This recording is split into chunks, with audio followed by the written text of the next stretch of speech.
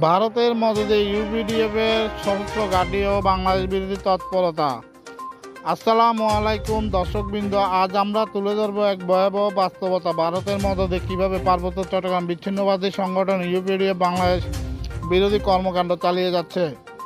গোয়েন্দা সূত্রে জানা গেছে, ভারতের ত্রিপুরা ও মিজোরাম সীমান্তে ইউপিডিএফের অন্তত 6টি স্থায়ী ঘাঁটি রয়েছে। এই ঘাঁটিগুলো থেকে বাংলাদেশে অস্ত্র, গোলাবারুদ ও সশস্ত্র সদস্য পাঠানো হচ্ছে। ধলাই জেলার রতননগর, টুইচামান, নারায়ণপুর, পঞ্চরতন, নারিকেল বাগান ও এই পূর্ব সাবরুম, এই 6টি ঘাঁটি এখনও ইউপিডিএফের প্রধান আস্তানা। এই ঘাঁটি থেকেই পরিকল্পিতভাবে বাংলাদেশের ভিতরে সন্ত্রাস, চাঁদাবাজি ও হত্যাকাণ্ড নির্দেশ দেওয়া হচ্ছে।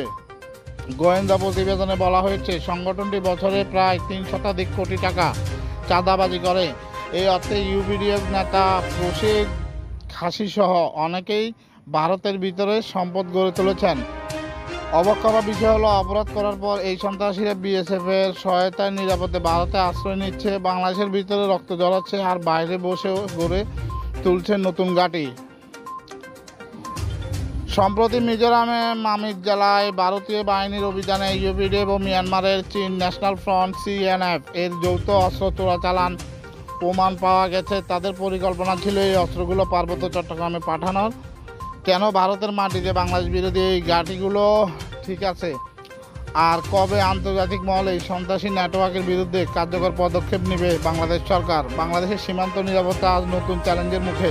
আমাদের সকলের সতর্ক থাকা প্রয়োজন। দর্শক, এই সম্পূর্ণ বিষয়টি আপনাদের কাছে কি মনে হচ্ছে আশা করি কমেন্টে জানাবেন।